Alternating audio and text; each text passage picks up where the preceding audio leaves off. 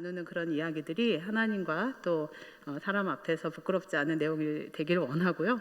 또 제가 많은 그 내용들을 다루기도 하고 또 혹은 여러분들이 이미 알고 있는 내용들 혹은 처음 듣는 내용인데 뭐 이런 이야기들이 있을지라도 가장 우리 각자에게 필요한 그런 내용들로 하나님께서 남겨주실 것을 기대하는 두렵고 떨리는 마음으로 여러분과 나누겠습니다.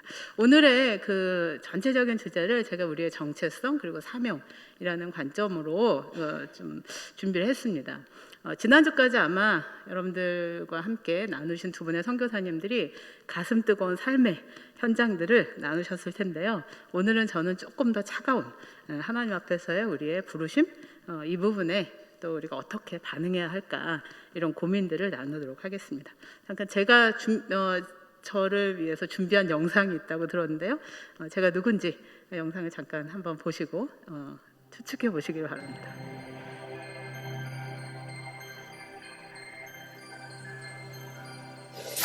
저는 선교한국은 한국 교회가 자랑할 수 있는 몇 가지 안 되는 것 중에 하나라고 생각합니다.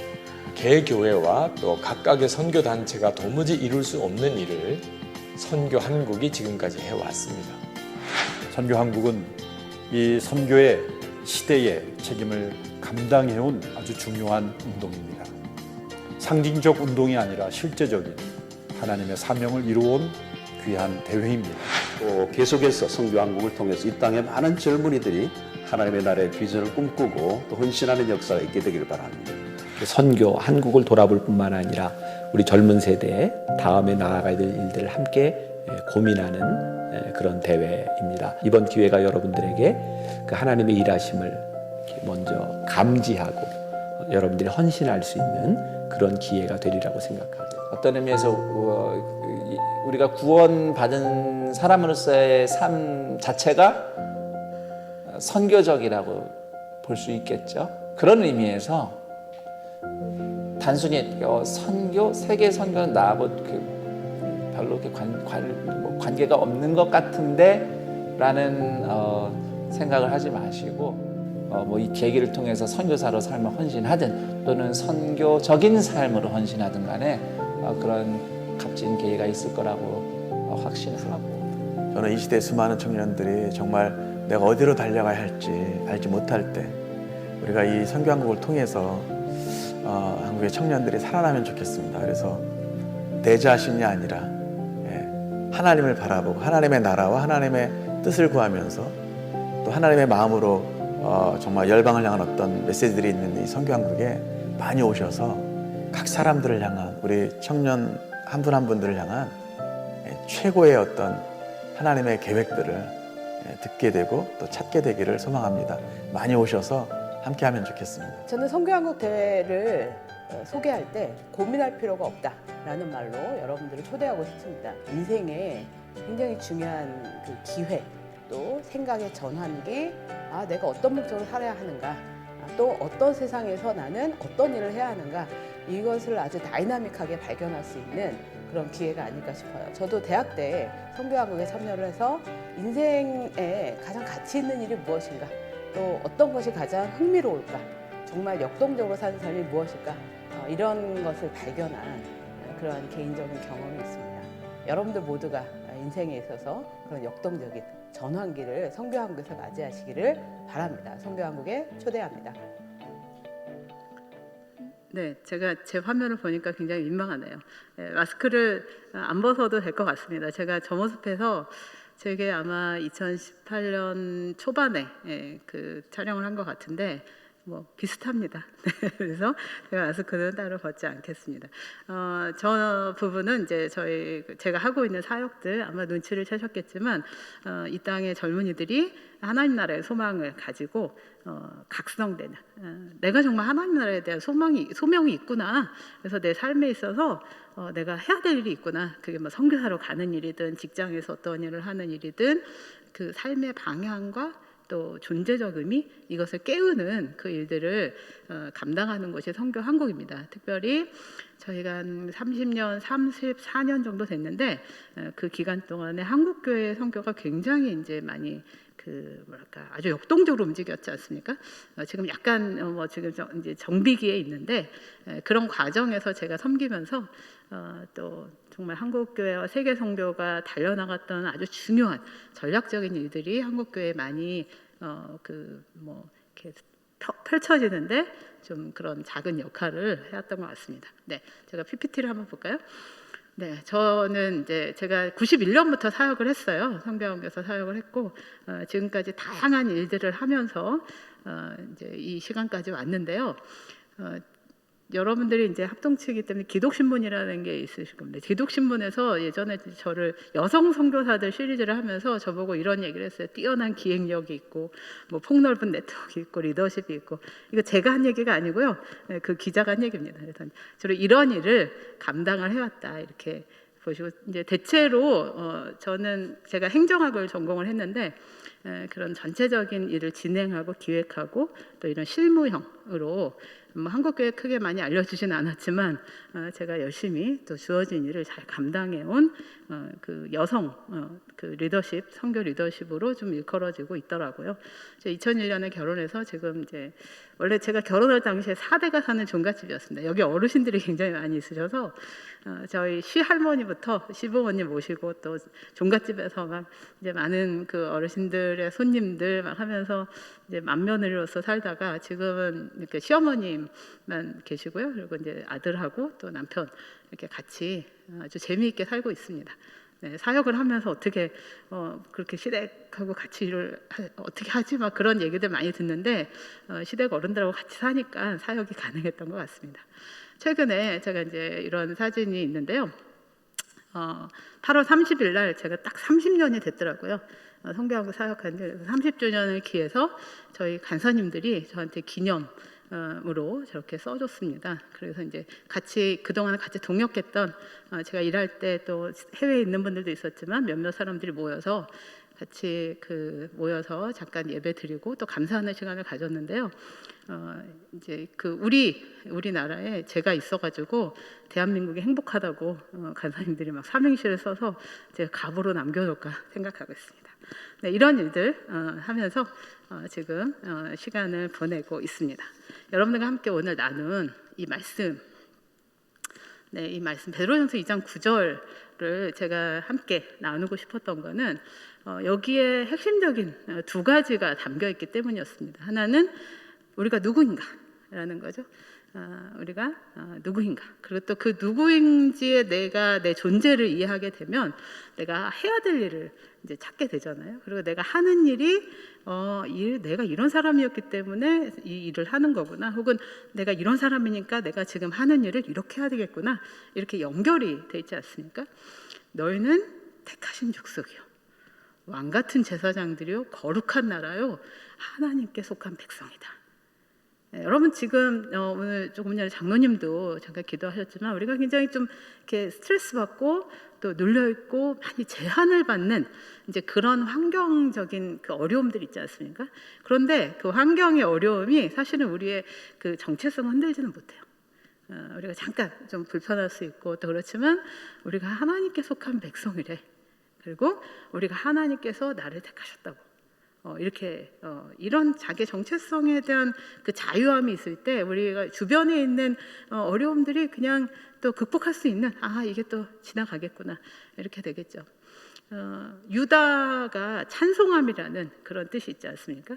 근데 이제 유다라는 그 말을 우리가 찬송함이 그 예배에 대한 내용인데 여기에도 우리가 잠깐 예배를 같이 드렸지만 예배는 이렇게 세팅된 환경에서만 드리는 게 아니라 바울과 실라가 그 감옥에서도 하나님의 찬송함으로 감옥이 움직였잖아요.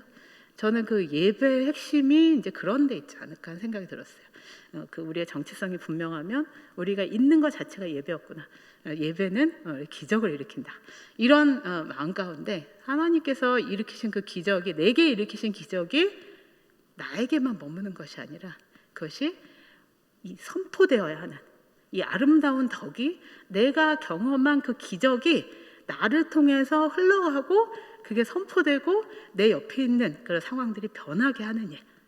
이게 동시적으로 우리에게 주어진 특권이며 과제이며 우리가 마땅히 행해야 하는 그런 삶의 방향이었다라는 것을 제가 이제 베드로전서 2장 9절을 좀 묵상하면서 발견한 그런 내용이에요. 그래서 오늘 제가 나누는 그런 내용들이 좀 이런 관점에서 우리가 조명이 됐으면 좋겠다 하는 마음이 듭니다. 저는 지금 이제 사실 전대미문의 상황을 우리가 이제 직면하고 있습니다.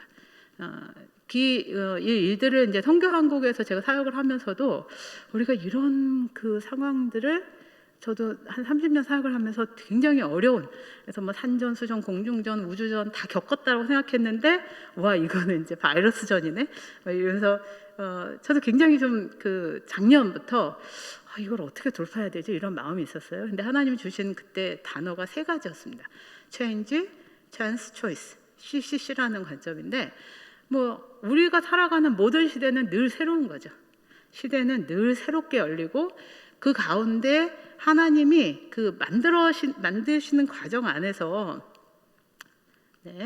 만드시는 과정 안에서 2가지가 나오는데 하나는 찬스가 있고요, 하나는 이제 크라이시스, 그 위기의 부분들을 우리가 이제 찬스로 만들 수 있는가를 좀 우리 하나님 앞에서 우리가 이제 점검하게 되고, 저는 위기가 곧 찬스다라고 생각을 했어요. 그래서 우리가 뭔가 길이 있을 거야. 하나님은 한 번도 모든 문을 다 닫으시는 게 아니라 항상 하나의 문을 닫으시면 하나의 문을 열으시는 그런 하나님이시거든요. 그런 면에서 우리에게 주어진 찬스가 뭐지? 우리는 이걸 어떻게 해야 되지? 그랬을 때 그것을 찬스로 잡아야 하는 굉장히 중요한 그 포인트가 원칙이라는 겁니다. 그리고 그 원칙 안에서 우리는 뭔가 선택을 하게 되죠. 100가지를 선택할 수는 없죠. 우리가 갖고 있는 환경, 또 우리가 갖고 있는 자원, 이 안에서 하나님이 주신 찬스에 부합하는 어떤 실행 방안들을 우리가 선택을 하게 됩니다. 그 선택한 그런 내용들을 우리가 그 근거를 대는 것이 원칙이죠. 저는 이 원칙이 바로 이 말씀이었다고 생각해요. 이 말씀이 우리의 그런 그 여러 가지 그 기회들을 말씀으로 조명했을 때 선택되어지는, 우리가 굉장히 불법을 저지르고 돈을 많이 벌 수 있는 기회가 있다고 해도 우리가 그걸 채택할 수가 없는 게 바로 우리의 그것을 채택하는 원칙이 그것이 옳지 않다라고 얘기하기 때문이죠. 만약에 그런 거 다 무시하고 막 아비규환을 우리가 하게 되면은 좀 잘 살 수 있는 사람들도 많이 있을 것 같아요. 그죠? 근데 그러나 우리에게 그 주어지는 그런 원칙이 삶에서도 그렇지만 사역에서도 또 교회에서도 그게 저는 동일하게 부합하지 않을까 생각이 들어요. 그 원칙이 저는 이 말씀이었고, 2021년에 선교한국 사역을 제가 이제 같이 2020년에 기획을 하면서 이 말씀과 그 3가지의 CCC가 Chance, Choice, Change, Chance, Choice, 이 안에서 제가 초이스를 할 수 있는 굉장히 중요한 근거가 바로 이 말씀이었습니다. 사람이 살아갈 때 굉장히 좀 여러 가지 질문들을 하게 됐을 때 인간이란 무엇인가, 이런 고민들을 상당히 많이 하죠. 인간이 된다는 것은 크리스퍼 라이트라는 분이 이런 얘기를 했어요. 인간이 된다는 것은 하나님과 다른 사람과 그리고 세상과 올바른 관계를 맺는 것이다 라고 하는 거죠. 아담의 죄 이후로 이게 파괴된 게 이제 그 관계 아니겠습니까? 하나님과의 관계가 깨어졌고 세상과의 관계 안에서 계속 우리가 뭔가를 이제 투쟁하게 되고, 뭐 지금 뭐 코로나가 그 환경의 역습이라고 하는데 우리가 환경을 잘 돌보는 하나님의 문화 명령을 온전히 그 섬기지 못해가지고 다 착취하고 막 함부로 쓰고 이러니까 이제 자연이 막 우리한테 이제 막 항의하고 있는 거잖아요. 그게 이제 관계가 다 깨어진 거죠. 죄가 이런 관계들을 다 손상시켰는데 결국은 이 죄를 우리에게 그 완전한 인간이신 예수 그리스도를 말미암아서 이 관계 회복의 어떤 그 경험들을 우리가 하게 된 거죠. 아직 도래하지 않은 하나님의 나라를 우리는 이미 경험하고 있잖아요. 그래서 이미 오신 우리가 하나님 나라의 하나님과의 온전한 관계가 회복된 것을 경험하고 있고, 또 그런데 우리가 세상에 범접할 수 없는 평화가 있는데 아직 이게 완전하지 않은 거예요. 그러나 그것이 완전하게 될 것이라는 믿음이 있죠. 왜요? 예수님께서 그 일들을 우리 안에 행하셨고, 우리가 그 예수님께서 우리에게 남은 일들을 위임하고 너희에게 이 일들을 너희가 감당하도록 내가 너희를 보내고 싶어 라고 하신 그런 명령을 하셨다는 거예요. 우리는 이 믿음 안에서 인간이 누구인가, 인간은 하나님과의 온전한 관계를 회복해야 하는 존재. 그래야만 진정한 인간이 되는 것이고, 또 세상, 하나님 만드신 세상과 그 자연스럽게 조화를 이루는 그 관계 회복이 됐을 때 하나님의 창조의 그런 완전한 원리 안으로 들어가는 것이 바로 인간이 된다는 것이다 라고 저희는 정의에 동의를 합니다.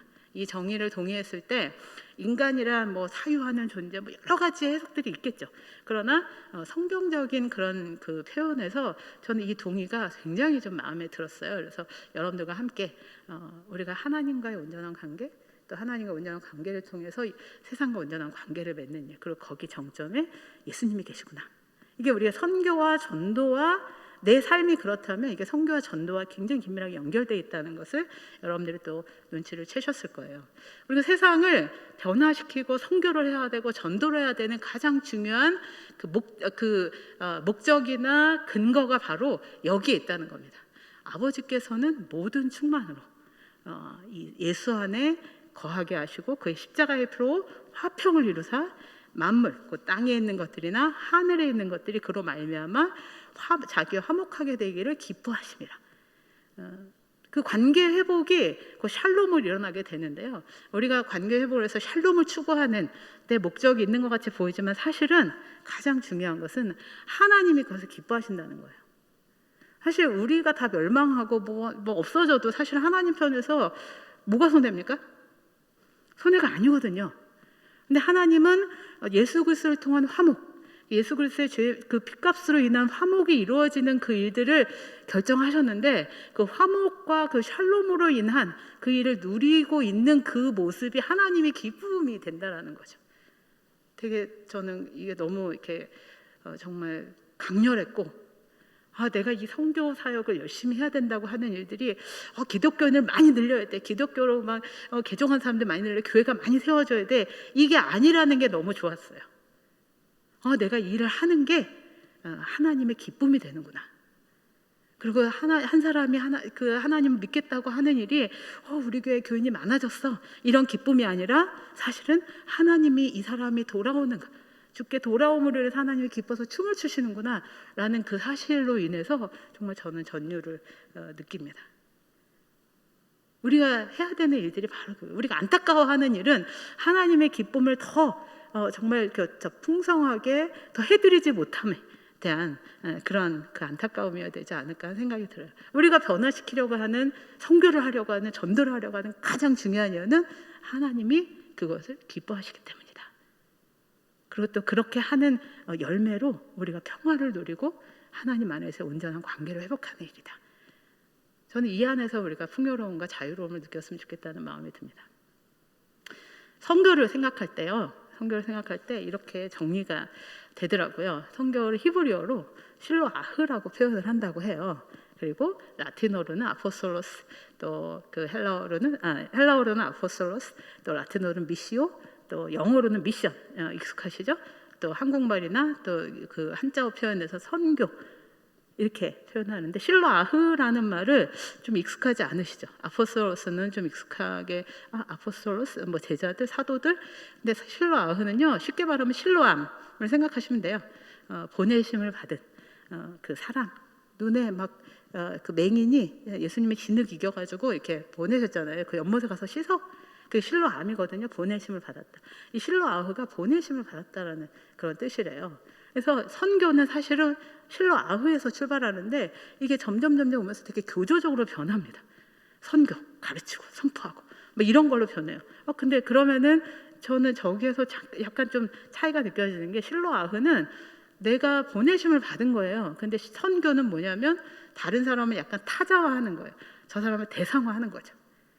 저 사람한테 내가 뭐 전도해야 돼, 선교해야 돼, 막 이러면서 뭔가 여기에 이렇게 뭔가가 하나 껴있는 듯한 그런 느낌이 들어요. 존재론적인 어떤 느낌보다는.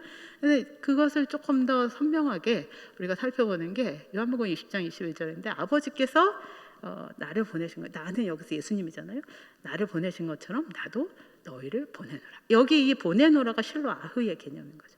그래서 여러분들이 삶의 현장에 뭐 주부도 계시고 또 여기 어르신들도 계시고 다 계신데, 지금의 이 순간이 바로 실로아흐, 보내심을 받은 그 순간이라는 거죠. 그리고 우리가 살고 있는 모든 삶의 환경이 실로아흐, 지금 바로 우리가 하나님께 보내심을 받은 그 선교적 사명을 지금도 우리가 여기서 멀리 가서 하는 일이 선교야라고 하는 게 아니라 지금 우리의 존재 자체가 우리가 행하는 이 모든 일이 바로 선교라고 성경에서 본래적으로 보면은 그렇게 해석할 수 있지 않을까 그런 생각이 들어요. 그러면 우리는 여기서 선교적인 질문을 지금의 일에 보내심을 받았나? 아니면 내가 선택한 건가? 여기서 그 로드십, 주대심의 영역도 우리가 살펴볼 수 있는 겁니다. 우리가 직업을 선택하고 또 내가 뭐 직업을 그만두고 육아에 전념하고, 제가 어제도 이제 그 육아를 하시는 그 부모님들 한 몇몇 분들하고 계속 지금 멘토링 모임을 하고 있는데, 다들 막 육아하는데 너무 힘들고요. 내가 일하면서 내가 이렇게 해도 되나요? 막 그런데 그게 어떻게 하나님 앞에 선교적으로 조명될 것인가에 대해서 저희가 계속 같이 좀 묵상하고 이렇게 같이 격려하는 모임들이 있어요. 그러니까 그 일들, 우리가 하는 일들을 어떻게 하면 불리하지 않을 것인가, 하나님의 보내심 안에서. 이제 이런 일들이 한국교회와 또 우리가 선교를 생각할 때 굉장히 중요한 출발이 되고 고민이 되어야 하겠다라는 생각을 좀 합니다. 지금까지 제가 나눈 그런 내용들은 제일 처음에 소개한 크리스토퍼 라이트라는 분이 쓴 책에서 성경을 깊이 연구하면서 쓰신 이분이 정리한 내용들이에요. 그래서 이 정리한 내용들이 저는 굉장히 좀 공감이 되고 한국교회 성도들하고 좀 많이 나누고 싶다, 이런 마음에서 여러분들과 함께 나눴습니다. 그래서 이분이 이제 선교를 크게 두 가지로 정의를 했는데요. 하나는 선교, 그러니까 단수형. 제가 그래서 단수형에 조금 차이를 두려고 대문자 M을 썼습니다. 이 선교, 하나님의 선교. 선교는 우리가 안 해도 하나님이 하세요. 사실 우리는 거기에 사실 자격도 안 되고 낄 필요도 없어요. 하나님 입장에서는. 하나님이 이미 하나님의 창조 세계의 큰 흐름, 하나님의 역사를 통해서 하나님이 쭉 지금 이끌어가고 계시거든요. 우리가 하나님을 예배하지 않으면 돌들로도 하나님을 찬양하게 하신다고 그랬어요. 돌이 어떻게 찬양해요? 그건 우리가 관여할 바가 아니에요. 하나님의 창조 안에서 돌들이 목소리를 안 내도 돌들이 여러분들 막 부딪히고 막 그런 소리 들으셨습니까? 그들은 그들에게 준 그런 환경 안에서 하나님의 창조를 찬양하고 막 그래요. 그런 면에서 우리만 할 수 있다라는 건 아니에요. 그리고 우리가 해줘야 돼. 약간 그런 착각을 하거든요. 선교하면은 막 눈물 흘리고 우리가 마치 헌신 안 하면 하나님의 일이 안 될 것처럼 생각하는 착각에 빠져 있는 경향들이 꽤 있는데, 사실 우리가 안 해도 됩니다. 하나님은 우리가 필요할 정도로 모자라신 분이 아니에요. 근데 그 하나님이 하나님의 능력을 스스로 제안하셔서 우리들에게 초대하시는 거죠. 같이 할래? 억지로 하는 게 아니에요. 리모트 컨트롤 제가 딱 해서 제 마음대로 막 움직이는 게 아니라 내가 손을 함께 너에게 같이 하면 내가 정말 너무 기쁘겠어. 그게 바로 하나님 백성의 선교라는 거예요. 우리들의 선교라는 거예요. 우리가 생각하는 그 선교는 하나님의 큰 경륜 안에서 우리가 선교사로 누가 전임으로 부르심을 받았다면 선교사로, 여기서 내가 기도하는 사람으로, 저는 뭐 기도나 하겠어요. 기도나 하는 게 아닙니다. 기도를 하는 거예요. 저는 제가 있는 직업 안에서 하나님의 영광이 드러나는 일, 하나님의 선교가 이루어지는 일을 위해서 제가 살아가겠어요. 제가 주부입니다. 주부가 제가 설거지하면서 자녀를 양육하면서 가족들을 돌보면서 이 안에서 하나님의 나라가 증거되게 하는 일에 나는 그 일에 부르심을, 보내심을 받았습니다. 이 모든 일들이 하나님의 백성으로서 해야 되는 일들의 주권, 또 방향, 내용들, 또 그 안에서의 의미가 계속해서 강화되는 일, 이게 바로 하나님 백성의 선교라는 거죠. 그럼 굉장히 다양한 거예요. 우리가 타문화권에 열방에 나가는 선교만이 선교라고만 생각하고 있었거든요. 그거 굉장히 중요해요. 그래서 지난 한 30-40년 동안에 한국교회가 미전도 종족 선교 운동을 굉장히 중요하게 갔어요. 근데 그것만이 선교는 아니라는 거죠. 그건 굉장히 중요한 하나님의 그 시대적으로 우리를 굉장히 이끄셨던 굉장히 중요한 키워드였어요.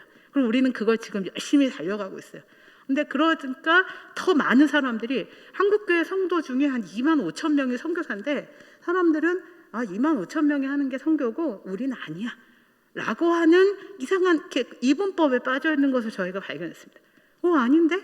그래서 살펴봤더니 이 영역의 전체적인 하나님의 선교 안에 이 아주 정말 전임으로 달려가는 그런 사람들의 영역이 있었구나. 그러면 나는 이 영역에서 나는 그 일을 같이 가는구나. 이런 인식의 전환이 필요한 것이 바로 하나님 백성 선교라는 관점입니다. 그래서 특히 이런 얘기를 해요. 어떤 이게 그 1960년대 어떤 스티븐 닐이라는 분이 모든 것이 선교면 아무것도 선교가 아니다라고 말씀하셨어요. 그리고 근데 최근에 이 크리스 브라이트라는 분이 모든 것이 선교라면 모든 것이 선교다 이렇게 말씀하셨어요. 왠지 막 둘이 다른 것 같지 않습니까? 뭐지? 그래서 선교사님들도 좀 헷갈려하시고 성도들이 저 말이 맞나 이렇게 생각하시는데 저는 두 개의 그 표현이 일맥상통한다라고 생각을 합니다. 스티븐 닐이라는 분이 모든 것이 선교면 아무것도 선교가 아니야라고 얘기한 거는 그 당시의 배경이 이런 거예요. 막 이것도 선교, 저것도 선교, 뭐 사회 선교, 문화 선교, 뭐 그래서 다 사람들 막 선교를 남용하는 거예요. 그 깊이와 그 본질을 이해하기 전에 그냥 막 명칭이나 이걸로 막 자기 합리화에 다 빠져버리고 막 이렇게 되는 거예요. 그러니까 스티븐 닐이라는 분이 함부로 그렇게 쓰여질 단어가 아니다. 본질을 제대로 이해를 해라라는 관점에서 저는 이걸 선포했다고 생각하고요. 물론 그분에게 제가 직접 들은 건 아니에요. 근데 크리스 브라이트가 얘기하는 모든 것이 선교는 모든 것이 선교다라는 개념은 똑같이 이 선교로 우리가 모두가 자기의 정체성으로 부르심을 받았는데 왜 자꾸 나는 아니라고 해? 저는요 선교로 부르심을 받았다는 증거가 없어요. 부르심을 받지 않았다는 증거를 찾아야 되는 거예요. 예수님을 믿는 이상 우리는 이미 실로아흐 보내심을 받았어요. 그 형태가 다를 뿐이죠. 그런 의미에서 이 크리스 브라이트는 모든 것이 선교면 모든 것이 선교다라는 그 엄중한 부르심을 이야기했다라고 저는 생각합니다. 그래서 저는 두 개가 대치되는 게 아니라 사실은 그 선교적인 과제가 얼마나 우리에게 도외시됐고 남용됐고 혹은 가볍게 취급을 당했는지에 대한 그것을 깊이 고민하고 성찰했던 분들의 외침이었다고 생각해요. 저는 그것이 우리 성도들 안에 같이 공감이 됐으면 좋겠다 하는 마음이 좀 듭니다. 그래서 이게 되게 이상하게 생각이 되는 경우도 있어요. 그래? 저 말을 나 처음 듣는데? 아니 모든 것이 선교면 모든 것이 선교라고? 그러면 선교사인 나는 뭐야? 모든 것이 선교면 모든 것이 선교래요. 그러면 뭐 선교사 필요 있나? 이렇게 해석이 되는 이상한 경향들이 있어요. 그것은 뭡니까? 베드로전서 2장 9절에 나와 있는 것처럼 그 본질에 대해서 우리가 성찰이 굉장히 가볍거나 잘못 이해함으로 인해서 발생하는 오류들이죠. 그래서 이런 선교 세미나나 교회들이 자꾸 이런 그 내용들을 성찰하고 또 이것이 맞나 이런 환경들에 대해서 우리가 뭐를 고민해야 되나 이제 이런 것이 이 스트레인지를 익사이팅한 선교가 바로 그런 거였어. 내가 정말 나 선교 헌신했는데 어제 이제 어떤 그 어머님이 그러더라고요. 막 내가 지금 설거지만 하고 있고 애를 키우고 있는데 저 선교사로 가고 싶었어요. 괜찮아요. 그 일들에서 정말 하나님의 일이 어떻게 드러날지를 우리가 같이 고민해 봅시다. 하나님이 지금 꼭 우리가 꼭 가야만 하나님의 일이 성취되는 게 아니라 여기에서 하나님의 일이 어떻게 성취될 것인가? 이거 생각해 보시면 어떨까요? 예를 들면 이런 익사이팅한 부분으로 같이 이것을 승화시키고 또 더 깊이 성찰하도록 이런 공동체를 주셨다는 거예요. 혼자서는 자꾸 자기 생각에 빠지거든요. 그래서 하나님이 자기 생각에 빠지지 않도록 이렇게 말씀을 주셨고 그 말씀을 함께 볼 수 있는 이런 공동체를 주셔서 이 이상한 거를 아주 익사이팅한 역동적으로 바꿀 수 있는 그러한 시간을 주셨다고 생각합니다. 제가 주의 한계를 위해서 여러분들에게 퀴즈를 하나 내겠습니다. 3개를 제가 준비를 했는데요. 자, 첫 번째 질문은 이겁니다. 지난 그 40년간 이렇게 지난 40년간이면 어떻게 한번 생각해 보세요. 지난 40년간 전 세계적으로 기독교인들이 증가했다. 혹은 줄어들었다. 그래서 여기 기독교인 숫자가 줄었다. 지난 40년간. O입니까? X입니까? O? X? 잠깐 여러분들이 환기를 하는 거예요. 네, 기독교인 숫자가 줄지 않았어요. 기독교인 숫자는요 인구 증가를 앞서서 증가했어요. 어디서요? 비서구권에서 상당히 복음의 증가가 일어났습니다. 자, 이것의 다른 면은 무엇일까? 제가 이따가 계속 말씀을 드릴게요. 두 번째, 한국에 굉장히 많은 이제 다문화적 상황들, 다문화인들이 많이 들어오거든요. 다른 나라 사람들 들어오고 있는데 한국에 있는 다문화 외국인들은 미국에 있는 아시아인들의 비율과 같다. 참고로 미국에 있는 아시아인들은요, 한국 사람, 중국 사람, 뭐 필리핀 사람, 뭐 일본 사람 이렇게 다 합쳐가지고 미국 인구의 약 5%라고 합니다. 자, 우리나라의 그 외국인들이 우리나라 인구의 5%가 될까요? O입니까? X입니까? O? 네. 네, 잘 알고 계시네요. 맞습니다. 우리나라의 그 외국인들은 한 250만 명 정도 된다고 하죠. 그리고 또 불법 체류자를 포함한 300만 명까지 왔다 갔다 한다고 하는데 여러분들이 그 나라가 어느 정도로 많은지 잘 모르실 것 같아서 제가 법무부 통계로 2016년, 17년에 보니까 170개국 정도에서 왔더라고요. 가장 많은 나라는 이제 중국이긴 하지만 이렇게 코로나 때문에 조금 많이 숫자는 조금 조정이 됐을 것 같아요. 근데 그 당시에 제가 봤을 때 한국에 선교사들이 나가 있는 나라가 170개국이었거든요. 170개국에서 168개, 172개 왔다 갔다 했어요. 그러니까 이게 어떤 그 연관성이 있을까? 한국에 나가 있는 선교사들이 170, 우리나라에 들어와 있는 나라 사람들이 170개국, 유해는 그거보다 더 많죠. 그러면 우리에게 지금 선교적인 사인은 어떤 게 있을까? 이걸 한번 생각을 좀 해봐야 되겠다 이런 생각이 들었어요. 마지막, 우리 모두는 선교적 사명을 갖고 있다. O입니까? X입니까? 네, 제가 첫 번째 실로 아흐를 여러분들께 먼저 말씀드린 이유가 있겠죠. 우리 모두는 선교적 사명을 가지고 있습니다. 형태가 다 다를 뿐이죠. 네. 이 형태가 다른 일들을 위해서 제가 몇 가지의 현상들을 여러분들께 잠깐 나누겠는데요. 세계의 그 선교적으로 우리가 좀 주목할 만한 현상들을 선교 한국에서 한 10가지 정도 뽑아봤어요. 그 중에 제가 일부를 여러분들께 함께 소개를 해드리겠습니다. 세계 인구. 인구와 선교가 되게 그 관계가 많이 있어요. 세계 인구는요, 전반적으로 출산율은 감소하고 있어요. 우리나라뿐만 아니라 출산율은 감소하고 있고 평균적으로. 근데 사망률도 감소를 하고 있어요. 평균 수명이 굉장히 늘어나고 있다는 얘기죠. 그러면 앞으로 한 10년 정도 후에 세계 인구는 몇 명이나 될까요? 이전에. 여러분들 지금 우리가 살고 있는 시대에 세계 인구가 얼마나 되는지 아십니까? 아시나요? 네, 아시는데 마스크 때문에 잘 못하시는 걸로. 예, 한 78억 정도 된다고 합니다. 78억 내외로 이제 보고 있는데, 이건 인구 증가로 추정을 하는 거죠. 뭐 그보다 좀 덜할 수도 있고 더 많을 수도 있는데, 자, 그러면 78억이에요. 그러면 앞으로 10년 후에는 인구가 몇 명이나 될까요? 한번 카운트를 한번 해보죠. 막 올라가네요. 네. 한 83억 정도 된다면 지금보다 한 5억에서 6억 정도가 늘어날 것 같아요. 물론 이거는 전제가 있습니다. 이 코로나 팬데믹 같이 이제 지금은 어느 정도 통제가 되지만, 뭐 예를 들면 공기감염, 접촉감염에 공기감염으로 뭐 질병이 엄청나게 덮쳤다, 통제 불가능. 뭐 이러면 인구가 굉장히 좀 조정이 될 것 같고요. 뭐 우리가 통제할 수 없는 전쟁이 일어났다. 지금 국지전은 굉장히 많이 일어나고 있어요. 국지전은 많이 일어나고 있는데, 뭐 3차 세계대전 뭐 이런 식으로 해서 막 미국하고 중국이 쾅 붙었다. 그래가지고 갑자기 이게 전쟁이 확, 그럴 일은 거의 없겠지만 없기를 바라고, 그랬을 때도 인구 변화에 영향을 주죠. 이제 그런 아주 큰 구도가 없는 한 대체로 이 정도로 늘어날 것 같아요. 지구에서 지금도 사람이 너무 많은데 점점 늘어나고 있는 상황입니다. 자, 그러면 인구 감소, 전반적으로 출산율, 그 사망도 감소하고 있는데, 이게 또 지역에 따라 좀 달라진다는 거예요. 자, 파란색 지역은 주로 이제 우리가 북반구, 적도를 중심으로 해서 약간 북반구, 약간 서구, 또 발전된 나라들, 이제 이런 나라들, 경제적으로 발전된 나라, 문화적으로가 아니라 그런 나라들이 인구가 대체로 감소하고 있어요.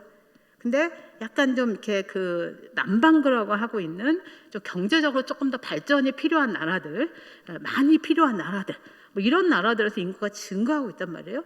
근데 경제적으로 이게 조금 어려운 나라들은 또 더불어서 또 복음에 우리가 좀 선교사가 많이 가는 지역들이에요.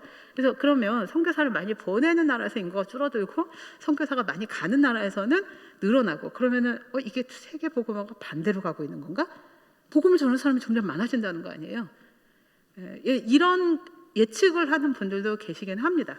그러나 하나님은 한 번도 역사를 거꾸로 돌리시진 않았어요. 아직까지는 복음의 어떤 큰 속도가 이제 그 후퇴하고 있지는 않거든요. 그거를 제가 아까 말씀드렸잖아요. 40년간 기독교 인구가 증가했대요. 예수님께 돌아오는 사람들이 주로 어디서 그 증가를 했냐면 이런 빨간 지역에서 주께 돌아온 사람들이 꽤 늘어났다는 거예요.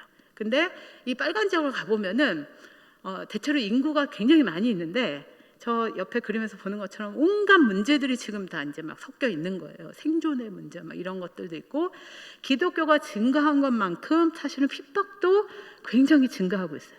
여러분 기독교가 증가하고 있다라는 거는 전도와 뭐 카리스마틱한 어떤 무브먼트가 막 일어난 지역도 있긴 하지만 대체로 사도행전적 역사가 일어난 것들이 상당히 있습니다. 특히 무슬림과. 네, 우리가 그 지금 전도에서 죽게 돌아오는 사람들보다는 특히 이란 같은 데는 거기에 그 언더그라운드에 굉장히 많은 사람들이 그 신비를 경험해요. 예수님을 만나게 돼 꿈에서도 만나고 막 이런 일들이 있고, 예, 하여튼 되게 중요한 사인들이 몇 가지가 지금 많이 일어나고 있습니다. 근데 그럴수록 어떻게 돼요? 사단이 그 일들에 대해서 방해하고 핍박하는 일들이 있죠. 그래서 여러분들 지금 우리 같이 자유로운 곳에 있는 곳에서는 진짜 열심히 기도해야 돼요. 우리가 가거나 가지 못 보내는 곳일지라도 자꾸 기억하고 기도하고 막 이런 일이 되게 중요한데 11월 둘째 주인가요? 핍박받는 교회를 위한 기도 주간이 있어요. 그때도 정말 전 세계 교회들이 정말 열심히 연대해서 그 기도하면서 이 기도는 공중전이거든요. 영적인 공중전인데 거기에서 하나님의 역사가 진짜 많이 일어납니다, 여러분. 그걸 믿음을 가지고 이제 정확한 현상을 놓고 기도하는 일들 좀 많이 일어났으면 좋겠어요. 저 복잡하고 고통스럽고 정말 참 많은 그 전쟁도 많이 일어나고 내전도 많이 일어나는 경제적으로 너무나 힘든 또 자연재해가 너무나 많은 이 지역에 있는 우리 형제 자매들, 불쌍한 사람들이라고 보시면 안 돼요. 그냥 형제 자매들이라고 보시면 돼요. 그들 안에 하나님을 증거하는 일, 하나님을 배역하지 않는 일, 또 그들을 위해서 우리가 어떻게 연결되어야 하는가, 뭐 이런 일들을 한번 좀 생각하시는 그런 계기도 선교적으로 굉장히 좋은 그 동이 되지 않을까 생각이 듭니다. 근데 인구 문제가 이제 이런 일들도 있지만 전 세계적으로 막 움직인다는 거예요. 조금 전에 제가 우리나라에도 170개국 뭐 그보다 좀 떨어졌을 수도 있겠지만 사람들이 막 온다는 거죠.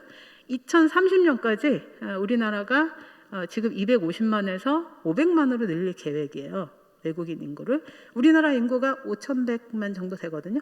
자, 5%였는데 갑자기 10%로 이제 지금 인구 정책을 갖고 가고 우리나라의 인구는 줄어들고 있고요. 한국인으로서. 그리고 외국인들은 이제 늘려야지 이게 그 경제 활동의 어떤 균형을 이루게 된다. 이게 국가 인구 정책 중에 하나죠.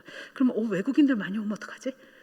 이거 두려운데 특히 무슬림들 오면 어떡하지? 이런 생각들을 가지실 수도 있는데 그게 하나님이 세상을 막 이렇게 움직이시는 하나님 세상 움직이시는 그런 큰 흐름에서 과연 이게 우리에게 어떤 선교적인 기회가 될 것인가, 어떤 우리에게 과제가 될 것인가, 이걸 좀 더 능동적으로 좀 생각해 볼 수 있는 환경이 되고 있어요. 우리가 원하지 않든. 근데 인구가 이동하는 거는 크게 이제 두 가지 요인이 있는데요. 두 가지 요인인데 하나는 이제 흡입 요인이 있어요. 한국에 가면 너무 살기가 좋대. 그래가지고 막 코리안 드림 이런 흡입 요인의 키워드는 드림이에요. 소망. 내가 뭔가 나아질 것 같아. 이런 형태로 해서 드림, 그 꿈을 안고 오는 사람들이 있어요. 우리나라가 예전에는 뭐 아메리칸 드림 막 이러면서 많이 갔잖아요. 그런 것처럼 꿈으로 인해서 자기가 능동적으로 자기 삶을 개선하기 위해서 움직이는 사람들이 있습니다. 뭐 여행도 그 중에 하나가 될 수도 있죠. 근데 아주 중요한 흡입 요인이야 뭐 그냥 그렇다고 있을 수 있는데 지금 우리가 이제 선교적으로 굉장히 중요하게 봐야 되는 것 중에 하나는 배출 요인이에요. 전 세계에는 약 1억 가까이 되는 난민이 있거든요. 우리나라 인구가 5천만인데요. 우리나라 인구의 2배 정도가 지금 난민으로 살아가고 있다는 거예요. 그 난민은 뭡니까? 여러분들 이 가운데 사진을 보시면 난민촌인데요. 난민촌에 들어간 사람이 굉장히 행운아예요. 근데 난민촌이 좋은 데가 아니에요. 그럼 난민촌에 전기가 제대로 공급되겠습니까? 식수가 있겠습니까? 화장실이 제대로 있겠습니까? 그리고 저 사람들은 그 안에 들어가면 함부로 나갈 수가 없어요. 그래도 최소한 저기는 누군가 보호를 한대요. 근데 저 안에 있는 키워드는 뭐예요? 서바이벌이에요.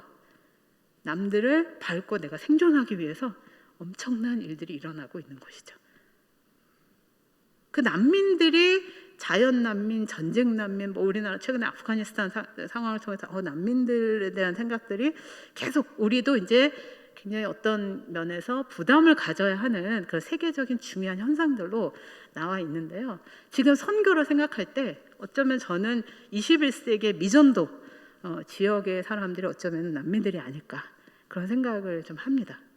그럼 이런 난민들이 예를 들면 뭐 그냥 아프가니스탄의 주변국에 굉장히 많은 난민촌이 많이 생겨나고 있고 또 난민으로 들어가는 것에 그 험악한 상황도 예상하지만 도저히 여기 살 수 없어서 탈출해야 되는데 한 사람당 뭐 최소한 뭐 500유로 정도씩 내야 되는 잠깐 국경 건너가는데도 돈이 막 그 브로커들한테 줘야 되고 또 그나마 거기에는 그냥 6유로죠. 저기 지금 아프리카 난민들이 경제 난민이잖아요. 아프리카는 주로 경제 난민들이 많거든요. 도저히 먹고 살 게 없으니까 죽고 나서는 유럽 가자. 뭐 여기 다 이제 뭐 전복돼서 죽기도 하고 이런 일들이 지금 우리가 살고 있는 이 지역이 아닌 저쪽 지역에 늘상 일어나는 일이죠. 인구의 이동과 관련돼 있어서는 되게 낭만적이지 않아요. 그리고 이것은 소위 말해서 우리가 복음을 들어야 하는 수많은 사람들이 저기 안에 계속 이렇게 포함되어 있다는 거죠. 전도지 가서 돌릴 수 있는 상황이 아니에요. 그러면 우리는 지금 뭐 해야 되지? 어떻게 해야 되지? 어제 레바논에 계신 어떤 선교사님도 이제 저희가 연결해봤는데 그분 레바논이 지금 전기가 다 공급이 안 되는 상황으로 들어가고 있거든요. 거의 국가의 정부도 아직 구성이 안 돼 있고, 뭐 예를 들면 19세기 이래 가장 최악의 지금 상황에 해당하는 나라로 지금 이렇게 언급이 되고 있는데 그러면은 우리가 도대체 어떻게 무엇을 선교적인 어떤 생각들을 가지고 살아야 할까? 굉장히 우리에게 큰 지금 파도가 몰려오고 있는 상황이죠. 저는 여러분들이 이런 시대에 왔다는 거. 그래서 우리가 우리에게 오는 최소한 우리에게 오는 이 사람들을 어떻게 이해해야 할까? 교회 안에서 이런 생각들을 나눴으면 좋겠어요. 어떻게 해야 한다라고 저희가 누구도 답을 할 수 없습니다. 근데 하나님은 우리에게 왜 이런 상황을 주셨을까? 이런 그 성도들 안에 교제와 나눔. 또 그럼 우리 뭐 해야 되지? 그럼 우리가 기도라도 하자. 그리고 기도하려면 뭐 해야 돼요? 데이터를 알아야 돼요. 하나님이 어떻게 일하시는지 알아야 되고 그렇게 하다가 하나님이 우리에게 이런 일에 마음을 주셨네. 그래서 거기서 작은 실천들이 일어나면 이제 그게 바로 하나님의 선교를 하나님 선교의 큰 흐름 속에 내가 이렇게 들어가게 되는 그 마음을 갖는 것부터 시작해서 이게 이제 하나하나 모자이크처럼 이제 만들어져 가는 그것이 아닐까 하는 생각이 들어요. 그런데 이 사진은요. 인도 분이에요. 인도 분인데 2018년에 소니 픽처스라는 그런 어워드 그러니까 1등을 한 사진인데 이분의 남편이 농부예요. 근데 농부인데 얼마 전에 자살을 했대요. 2018년에 사진 찍기 전에 왜 자살을 했을까? 인도 남부의 그 타밀나두 지역이 이제 농사를 짓는 곡창지대인데 거기가 계속 비가 안 오고 막 계절풍이 오면서 이제 비가 안 오고 가뭄이 드는 거예요. 그러니까 그래서 UC 버클리 대학에서 그 조사를 했어요. 조사를 했는데 지난 한 그 60년인가요? 그만큼 이제 농부들이 너무 많이 자살하고 있는 현상들을 연구를 했어요. 왜 자살을 하지? 기온이 1도씩 오를 때마다 농부들이 하루에 6명씩 자살을 했어요. 평균. 그 왜 자살을 할까? 농부들의 자살과 기온이 무슨 관계가 있지? 흉작이 되는 거예요. 흉작이 돼서 이 사람들이 더 먹고 살려니까 또 농사를 져야 되니까 또 대출을 해서 또 막 하다가 또 뭐 이렇게 또 흉년이 와가지고 또 막 다 망하고 하니까 뭐가 쌓여요? 빚이 엄청나게 쌓이는 거죠. 어쩌면 우리나라가 봤을 때는 큰 빚이 아닐 수도 있어요. 근데 그 사람들한테는 도저히 갚을 수 없는. 그래서 대체로 자살하는 중요한 이유는 빚 때문에 자살합니다. 농부들이. 그러면 이 사람들이 그 자살하는 게 이제 그 날씨의 변화, 이게 지구 온난화의 문제하고 되게 연관이 돼 있는데 저분들은 너무 안 됐다 뭐 이렇게 볼 수 있죠. 근데 저분이 혹은 저분의 남편이 이 지구의 그 온난화의 지구 환경의 왜곡에 얼만큼 기여를 했을까요? 저분들이 자가용 엄청나게 타고 다녔을까요? 고기를 엄청나게 먹었을까요? 아니면은 뭐 에어컨을 엄청나게 떼어가지고 막 프랑가스 엄청나게 내었을까요? 무슨 얘기인지 아시겠죠? 우리가 훨씬 더 많이 이 환경의 오염에 더 많이 기여하고 있는데 가장 많이 기여하지 않은 사람이 가장 치명적인 피해를 입고 사는 이 연결고리가 돼 있다는 거죠. 그러면 이런 환경 안에서 우린 다만 불편할 뿐인데 저 사람들은 목숨이 왔다 갔다 하는 거죠.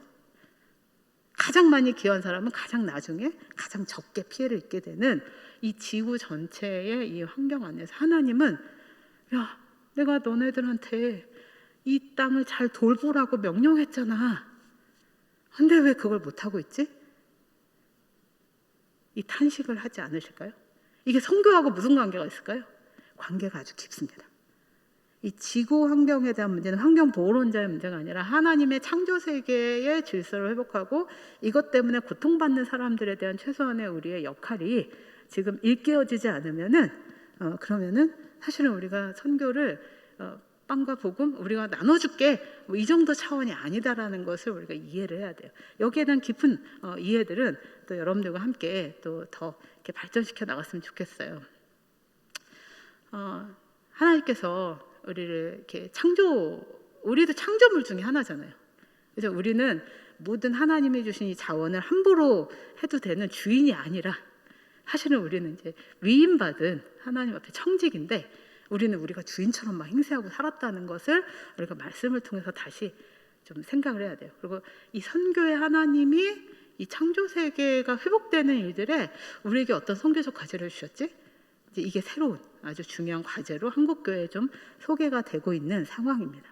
사실은 영국이나 뭐 이런 서구에서는요 이미 아주 오래 전부터 이 창조 세계를 돌보는 일이 선교적으로 굉장히 중요한 과제다라는 것을 이미 알고 있었어요. 근데 한국은 뭐 창조 자연 보호하고 뭐 이게 선교가 무슨 관계야? 뭐 아직은 그런 단계인데 한번 영동중앙교회에서 이 아주 선진적인 그 서구가 선진적이라는 개념이 아니라 성경을 우리가 잘 못 봤던 부분들이 하나님의 선교와 깊이 관련이 있구나 이런 생각들을 한번 찾아가 보시면 어떨까 하는 마음이 좀 들어서 이 포인트를 그 글로벌 트렌드의 하나로 제가 소개를 해드렸습니다. 요거는 이제 소통의 방식이죠. 뭐 잘 아시겠지만 카톡도 하시고 또 많이 이렇게 하시는 거. 이 아이들이 4명 같지만 사실은 여기에 6명이 소통을 하고 있었다. 뭐 이런 거잖아요. 카페에 앉아서도 우리 맨날 그렇게 하잖아요. 다 디지털로 지금 소통의 혁명이 이제 일어나고 있고요. 뭐 새로운 유튜브도 이제 많이 쓰실 거예요. 근데 유튜브에 명과 암이 있지 않습니까? 그래서 저희가 기도할 때 정말 이 안에서 하나님의 선한 것들이 움직여야 되는데 사람들의 시각을 왜곡시키고 혹은 막 그 안에 우리가 이제 복음이 아니라 다른 걸로 몰입되게 하는 그런 일들에 대해서 상당히 좀 앞으로도 큰 숙제가 되지 않을까. 이제 제가 이런 그 인공지능이나 이런 일들이 선교와 상관이 있을 수도 있고 없을 수도 있어요. 근데 이게 지금 소통의 방식을 변화시키는 거고 우리 삶의 방식과 깊이 연관이 됐다는 거는 이게 하나님께서 이 시대에 허락하신 어떤 큰 흐름 중에 하나거든요. 그럼 이것이 어떻게 하나님의 복음의 빛으로 드러날 것이냐. 이제 이게 그 우리에게 아마 중요한 과제로 다음 세대의 문제로 또 우리 시대 이런 전환기의 문제로 나타날 것 같아요. 이 드론이 그 군사 도구로 이제 그게 만들어졌는데 이 드론의 그 혁명이 과연 어떻게 우리의 선교 혹은 우리의 삶 이런 것과 연결이 될까? 뭐 이게 지금 나타나고 있는 우리를 향한 도전이 되게 드론이 사실 무서운 거거든요. 무서운 건데 그게 어떻게 선용이 되게 할 거냐. 이런 것들도 이제 우리 그리스도인들 가운데 많이 연구가 됐으면 좋겠다는 생각이 있고요. 가상현실, 메타버스 아까 이제 장로님 기도하실 때도 또 우리가 온라인에서 이제 말씀하셨는데 이런 일들이 지금 시대적으로 문화적으로 지금 전환이 되고 섞여가는 시대에 그럼 가장 복음적인 시각은 뭐지? 이제 그래서 하나님이 이런 일들을 이렇게 만들어 가셨을 때 이게 그러면 선교나 혹은 다른 사람과 복음 전도하는 일에 연결이 될까? 한번 생각해 볼 만합니다.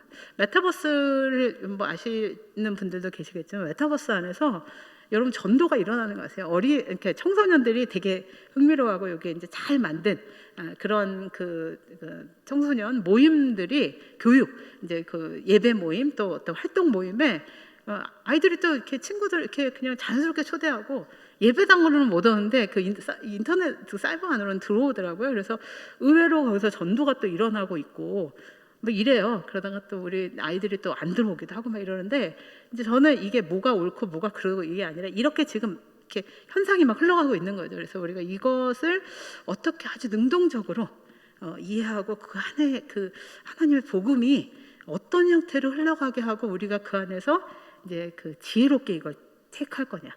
아까 변화를 능동적으로 그 우리가 다루는 지혜로운 청지기. 이게 지금 선교와 근데 이게 한국뿐만 아니라 전 세계에 지금 이렇게 막 흘러가고 있거든요. 이제 그 면들을 여러분들과 함께 좀 나누고 싶었습니다. 모든 것이 연결되는 이 인터넷으로 연결. 근데 저는 이제 한편으로는 그런 생각이 들었어요. 인터넷 끊기면 지금 완전히 암흑이겠다. 이 세상은 진짜 완전 멘붕이 빠지겠다. 이런 생각도 하는데 이런 시대를 우리가 살아갑니다. 네, 이런 시대 안에 여러분들과 제가 어떻게 지혜롭게 하나님이 그 체인지 변화하는 이런 환경들을 어떤 찬스로 잡아낼 것이냐. 이제 이게 트렌드 안에 되게 중요한 부분이죠. 저희가 이제 막 그 뭐 여러 가지 그 정치적인 이슈도 있고요. 또 여기에 큰 그 이게 선교가 아닌 정치의 흐름들은 선교에서 사실 잘 들여다보고 있어요. 왜냐하면 정치의 어떤 역학관계가 선교의 복음을 전하는 일에 되게 많이 연결되거든요. 예를 들면 중국에서 막 선교사를 대거 내쫓는 일들도 결국 정치가 어떤 정책을 이제 쓰느냐 이거하고 연결돼 있고, 그리고 거기에서 또 어떤 국가 간의 충돌이 일어났을 때 혹은 이런 질병의 문제가 있을 때 또 국가가 각각 이기주의로 돌아갈 때 이 선교사가 사실은 가장 약자이기 때문에 그러면 우리가 선교를 한다는 걸 어떻게 이해를 해야 될까? 이런 이제 깊은 고민을 해야 되는 시기를 우리가 이제 당면하고 있다. 이런 게 이제 현상 중에 하나입니다. 또 세계 질서가 뭐 인구 또 뭐 인터넷 환경 변화, 환경 또 자연 환경의 변화, 또 질병의 문제, 사람의 인구가 막 이동하면서 일어나는 다양한 새로운 문화들, 새로운 인종들, 또 새로운 질병들. 지금 팬데믹이 일어나는 건요. 사실 제가 한 20-30년 전에 처음 선교를 시작할 때 풍토병이라는 말이 있었어요. 그래서 말라리아, 뭐 저기 좀 더운 지역에 가신 분들 말라리아 때문에 고생하고, 근데 우리나라는 말라리아가 없었던 그 시대였는데 지금 한국도 말라리아가 되게 심각한 지역 중에 하나예요. 그래서 이렇게 사람이 하도 이동을 하니까 그 질병도 이제 세계화가 되는 거죠. 그래서 우리가 이전에 굉장히 압축된 그런 변화를 지금 이제 그 세계의 흐름을 지금 타고 가고 있는 그런 상황입니다. 그러면 우리에게 그 하나님께서 주신 사명을 어떻게 이해할 거냐. 그래서 우리는 뭐 선교를 열심히 합니다. 우리는 선교를 잘 열심히 안 합니다. 뭐 이런 어떤 소비적 행태가 아니라 사실은 이게 사명이라는 건 굉장히 본질적이고 이게 훨씬 더 상황에 휘둘리는 게 아니라 상황을 좀 더 이렇게 폭넓게 볼 수 있는 어떤 그 자기의 정체성, 여기에 정리를 굉장히 중요하게 들여다봐야 되는 시대에 우리가 와 있다. 선교사, 선교, 과연 이 시대에 이런 환경에서 선교사는 어떤 일을 하도록 부르심을 받았는가? 나는 어떻게 이 복잡한 이런 시대, 글로벌한 세계화되는 시대에 그럼 내가 만나는 외국인들과 나는 어떤 관계를 맺는 것이 내가 실로아흐의 삶을 사는 것이냐? 예를 들면 이런 일들을 아주 전방위적으로 우리가 고민해야 되는 시대에 와 있는 거예요. 그래서 미래가 그러면 어떻게 가야 되지? 또 그렇다면 우리가 선교를 어떻게 정해야 되지? 이게 지금 막 섞여가고 새로워지는 그런 단계에 와 있습니다. 약간 복잡할 수 있어요. 근데 여러분들이 이제 이걸 복잡하게 여기기보다는 하나님의 변화되는 그런 시대를 바라보자라는 그런 아주 이렇게 건강한 그리스도인, 우리 흔들리지 않는 정체성 안에서 이 상황을, 이 아름다운 빛을 이렇게 우리가 선포해야 하는 이 상황들의 변화. 좀 능동적으로 봤으면 좋겠다, 이런 생각을 하면서 선교왕국에서 사실은 이제 그 몇 가지 조사 작업을 했습니다. 과연 미래는 어떻게 될 것이냐, 미래에 우리는 무엇을 해야 할 것이냐, 그래서 미래는 어떻게 될까요? 그러면서 여러 선교 지도자들, 또 목사님들, 또 뭐 여러 그 학자들에게 물어봤어요. 저희가 물어봤더니 이분들은 시대가 엄청나게 변해가고 있어요. 우리는 좀 그걸 위기로 보고 있어요. 이렇게 말씀하시더라고요. 그리고 또 그러려면은, 위기를 잘 돌파하려면은 본질을 회복해야 돼요. 본질을 회복해야 돼요. 그럼 본질이 뭔데요? 그러면 본질이란 굉장히 답이 다양하더라고요. 그리고 또 이제 선교적인 그런 부분으로 저희가 질문했으니까 선교에 대한 새로운 인프라를 구축한다거나 선교에 대한 선교사에 대한 생각들을 잘 정리를 합시다. 이런 게 우리의 과제입니다. 이런 것들도 이제 4번째 나왔고, 또 그러다 보니까 세상이 이렇게 변하니까 이제 교회 개척만 하는 게 아니라 비즈니스 선교 무슨 선교에서 선교가 훨씬 더 다양해지는 삶으로 들어가는 삶의 다양한 영역이 글로벌하게 연결되는 이런 부분에서 선교가 훨씬 더 다양하게 전개가 되겠군요 라고 추측을 하셨어요. 그래서 저희가 이거를 그러면은 이런 고민이 있군요. 그럼 이거 우리가 어떻게 해야 되죠? 했더니 이런 그 결론을 좀 저희가 내렸습니다. 변화와 도전에서 그런 변화와 도전을 가장 우리가 안정적으로 잘 이것을 서핑을 하는, 이 변화가 막 파고처럼 몰려오는데 여기에 이게 파고에 확 휩쓸리지 않고 잘 그 흐름을 타는 방법은 뭔가? 그러려면은 뭐를 해야 되지?